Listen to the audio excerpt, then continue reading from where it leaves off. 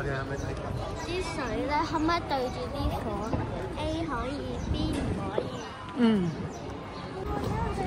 你睇下消防員叔叔喺度操緊魷魚遊戲。哇！呢度好曬喎。喂，上面嗰度泊滿晒嗰啲車啊！你睇下，嗰啲救護車。消防救護車啊嘛。係啊，嗱，上面都有隻船救生艇，有隻救生艇。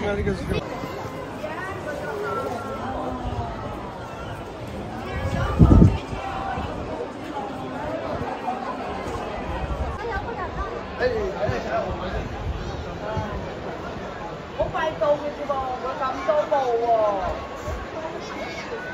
即係佢表演喺急流救呢個人啊，知唔知啊？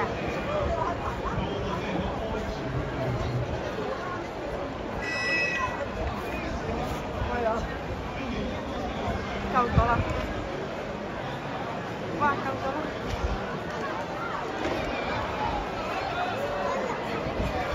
喺水裏邊嗰個人。嗱，仲有兩個要救兩個啊！救唔救到兩個啊？嗰個人扮救命都好搞笑啊！救命！係真實嘅。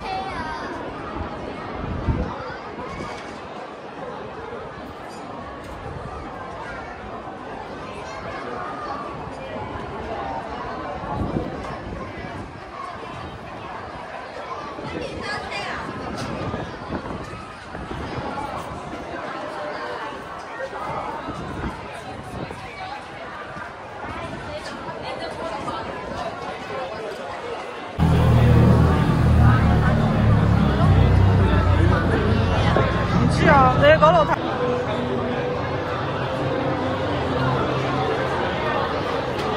呢度有得玩籃球，嗰邊排隊。玩唔玩啊？唔玩，睇其他。喂，我哋嗰套消防員衫，我哋都有呢套消防員衫。喂，我哋都有呢。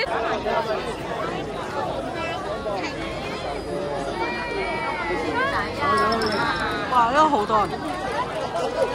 蒜頭麵啊，呢個蒜頭麵㗎，抌去火度，哇！真係發到，入咗，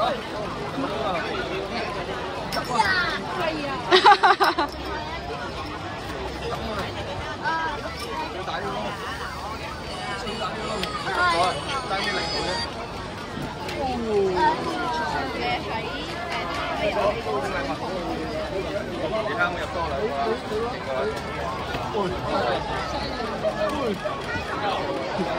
兩個，最大個窿，哇！犀利，見到粒，哇！3番嚟㗎。你夠唔夠多啊？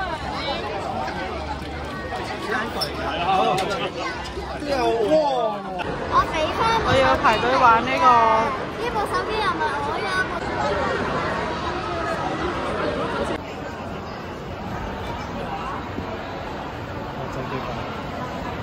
落嚟嘅，企喺嗰度咁耐，人哋都垂咗2轉。佢走出咗去，佢喊啊！你玩啦。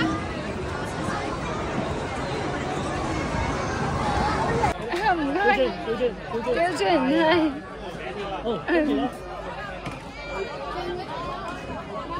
得唔得？哦 ，OK， 好，對住啲火咯喎。再嚟啊！我第二個。呢啲我哋呢度咁樣，係啊。係啦，我第三個。呢度啦。哇！嗰度着翻喎。有火種啊！好曳啊！哇！好搞掂。啊！就表哥。哦，係啦，就表哥。就表哥啦。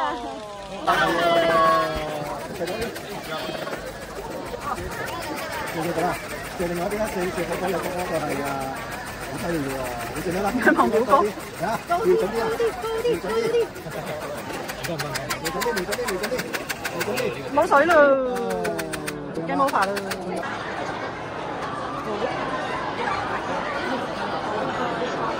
利益。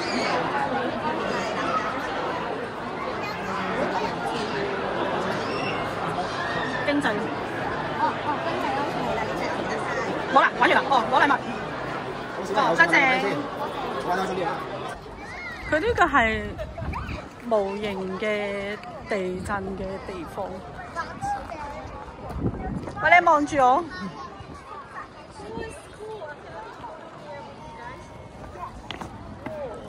嗰度啲人又有人排隊排咩？哦，入面啊！咦，其實頭先出面嗰度好似有嘢。門甩咗啊！係啊！哇，咁多人排隊，咁多人排隊。啲車真定假啊？真㗎。點解佢哋會將佢咁樣？究竟 Stanley，hello。而另外就係、都係領犬員許澤森同埋佢嘅搜救犬 Neo。咁不如都等兩位領犬員可以介紹下兩位狗仔嘅職責啦。咁浩然其實 Stanley 平時負責主要係做啲咩嘅咧？咁啊，大家都有聽過有自然嘅遭害啦。咁有自然嘅遭害，自然就有被遇困嘅傷者啦。咁啊 ，Stanley 嘅職責就係主要喺一啲受到自然災害環境底下，山泥傾瀉、樓宇倒塌，咁佢就會出動㗎啦。咁澤森唔知啊 Neo 嘅平時嘅訓練又係點嘅咧？咁 Neo 最主要嘅工作就係喺一啲山野嘅環境之下咧，揾一啲失蹤嘅人士。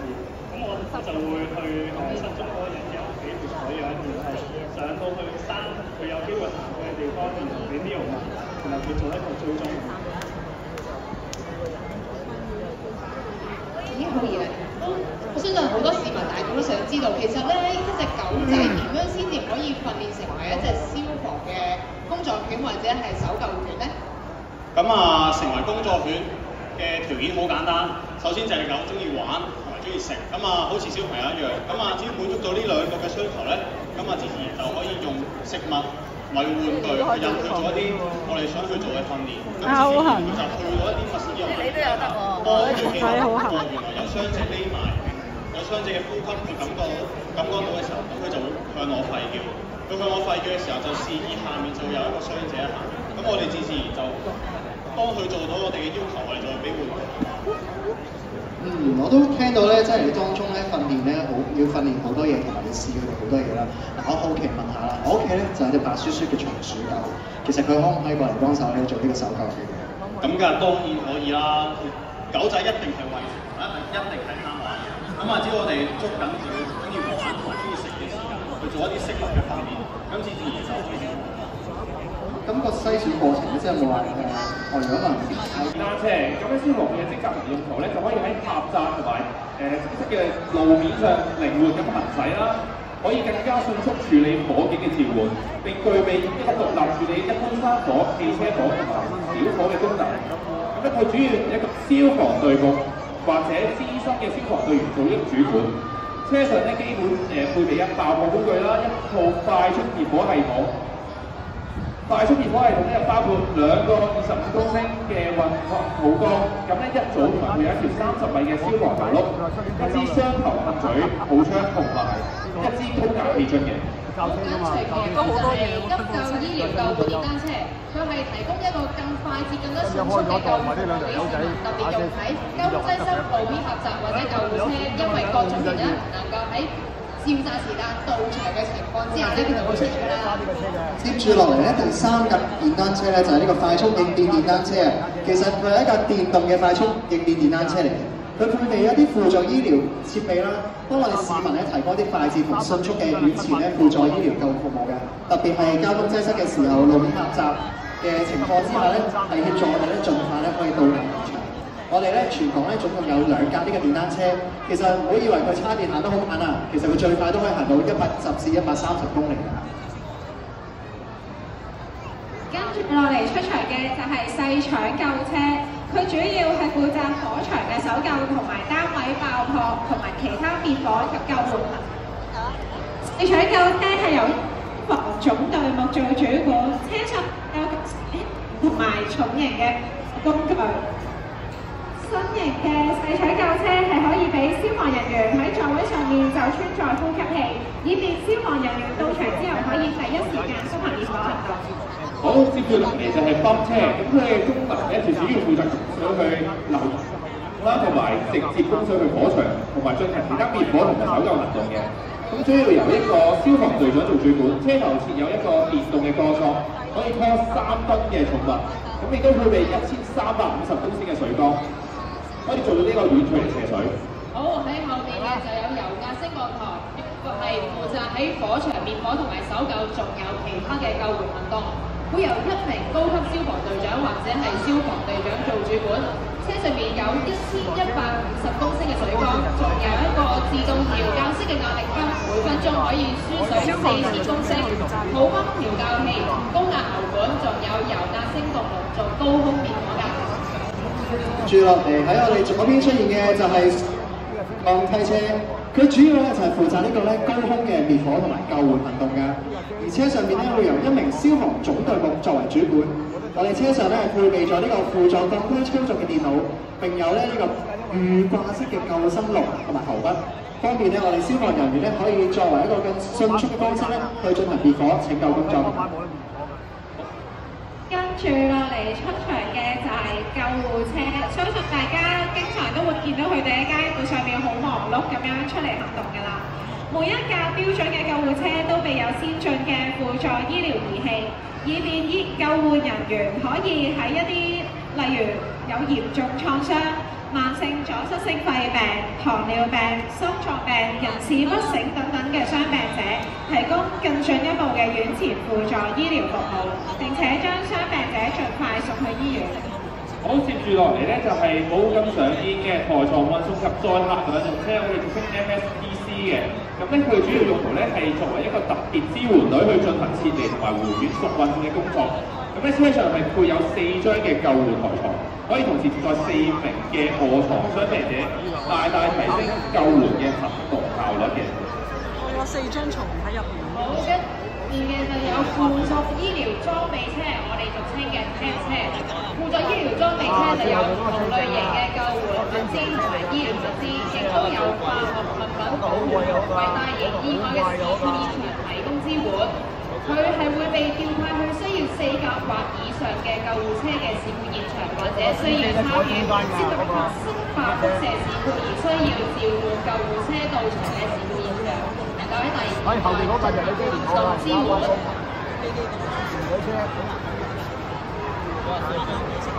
接住落嚟咧就係我哋嘅流動傷者治療車 MCTC 啦。佢係一個流動傷者治療車咧，係會被調派去一啲多於4個救護車以上嘅事故現場嘅。車上面咧係設有呢個緊急手術設備，可以喺事故上面咧處理大量嘅傷者。佢設一個升降平台同埋探射燈，亦都有緊急手術嘅設施咧，可以喺俾醫護人員同埋救護人員咧喺現場咧進行呢個手術或者緊急治理嘅，咁從而提升咧我哋傷者嘅處理率。好啦。跟住落嚟出場嘅係大家都比較少見嘅高空伸縮抱塔車，因為佢哋會喺機場服務嘅咋。高空伸縮抱塔車係機場救援同埋滅火支援嘅車輛，可以刺穿機殼噴射水泡沫同埋滅火氣體進入機身內部，抗滅一啲發生喺機艙同埋飛機唔同高低位置嘅火警，尤其係高置引擎嘅火警。好，接住落嚟就係煙火特遣隊專車，咁咧佢嘅功能咧就係可以接載我哋嘅煙火特遣嘅同事啦，去到事故現場，咁協助主管咧去評核火場環境同埋火勢嘅發展嘅。咁咧，當我哋遇上3級或者以上或者嘅樓宇火警或者現場有需要嘅時候，佢就會到場去協助主管評核現場嘅環境同埋火勢。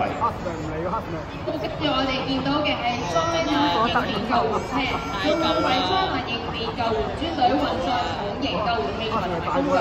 每當有緊急嘅坍塌事故、重型車輛或者鐵路意外、山泥傾瀉或者其他災難嘅大型事故需要災難應變救援專隊出勤嘅時候，災難應變救護車就會去到事故現場作為支援。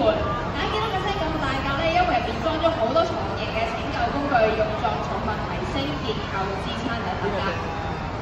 接落嚟左邊嘅就係我哋嘅 HEAT 15休息車啦。前線消防人員咧喺執行行動職務嘅時候咧，往往咧會消耗大量嘅體力，所以為咗保障佢哋嘅職業健康同埋安全咧，我哋會喺事故現場咧設立呢個歇息區，等歇息區裏邊咧有一啲降溫啦或者保暖嘅設備用品咧，提供合適嘅環境咧，俾我哋嘅人員咧可以稍事休息，恢復體力，然後繼續執行㗎啦。跟住落嚟嘅就係流動指揮車，佢主要嘅工作係負責現場嘅資源調度。現場嘅指揮提供有關車輛、工具、消防同埋救護人員嘅資料，評估現場嘅資源係咪足夠，確保現場嘅通訊有效運作，同埋協助現場指揮向外發布有關現場事故嘅資料。佢遇上3級火警或者以上嘅火警啦，大型事故或者災難事故就會出場。即係佢要交替㗎，要出車一定係交替車嚟㗎。聽片名都係交替車嚟㗎。接住落嚟咧，即跟進場嘅車咧，就係呢個高空拯救專隊嘅支援車啦。咁佢咧係會接載我哋高空拯救專隊嘅成員咧，到達高空事故嘅現場。高空拯救專隊咧，佢係支援嘅車咧，係屬於呢個專隊啦。佢上面係會配有一啲特別嘅繩索同埋拯救器材咧，去配合我哋專隊嘅成員咧，可以進行呢個高難度嘅拯救任務，包括一啲電動嘅上升器啦，快速下降，令到可以拯救者同傷者咧嘅拯救時間咧係大幅加快㗎。壓軸出場嘅就係工程組支援車。工程組支援車主要係用作一個流動工場，為消防及拯救車輛提供緊急嘅修理服務。佢而五臟雖小，但係尺寸雖小，但係五臟俱全啊！車輛容納咧唔同嘅維修工具、設備同埋零件，配合工程組24小時當值人員執行現場修理任務，同埋提供即時嘅技術支援。今日喺我哋面前嘅18架消防及救護車輛各展所長，各有特色。相信大家都係第一次咁近距離見到佢哋㗎啦。大家記住，快啲把握機會去影多幾張相啦！卓豪啊，喺我哋面前咁多嘅車輛咧到達事故現場喎。係啊，就好似啱啱見到嘅煙火特遣隊專車，或者係高空拯救專隊支援車。要成為專隊嘅成員咧，就要上佢哋嘅專業課程，或者係考獲唔同嘅資歷啦。而家18部消防同救護車都泊好晒喺操場，場面真係好震撼啊！佢哋都已經落咗車同大家揮手，大家都同佢哋揮下手，同埋準備好你哋相機影相啦！我已經試過見晒咁多架消防同救護車輛，真係機會難得㗎！大家快啲把握啲聲，再見先，晏啲再見。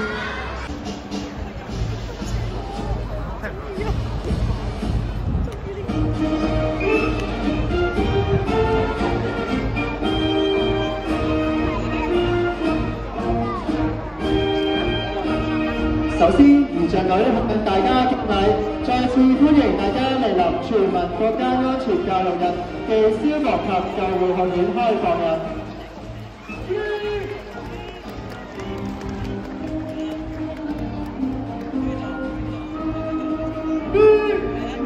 接住嚟，儀仗隊為大家示範原地轉向動作，包括向左、向右以及向後轉。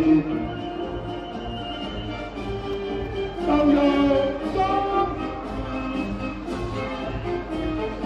向後3，向左3，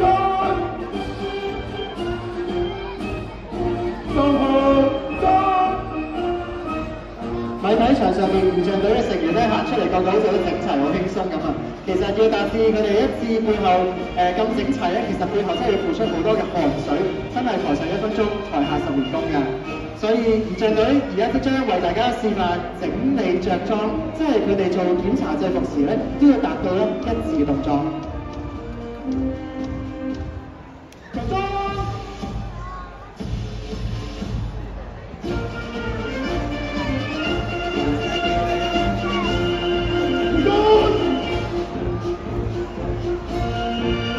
隊會為大家示範步伐轉換，包括直步齊步轉直步、正步轉齊步。咁其實步操都講求我哋嘅動作嘅協調性、節奏嘅統排列嘅整齊。最緊要就係我哋團隊合作同埋，所以咧個位置絕對重要性環環相扣。而呢個對於係隊員佢哋長時間努力不懈嘅練習同埋配合先有達成嘅。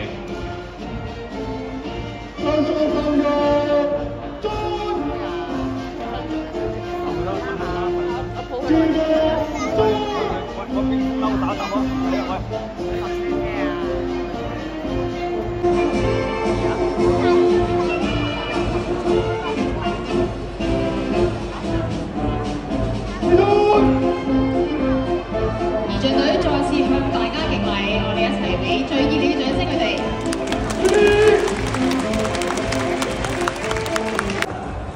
請大家再一次俾熱烈掌聲我哋嘅儀仗隊。多謝消防處嘅儀仗隊。我啱啱就睇完信息報操啦，亦都睇咗好多專隊嘅車輛去做一個表演。去運移咧送到去地面嘅安全位置嘅。準備好你上機未啊？咁我哋見到拯救員啦，同埋禮賓管理員咧，都係用緊手勢去做緊溝通嘅。呢個亦都係我哋喺高空拯救嘅時候咧，常見嘅一個溝通方式嚟㗎。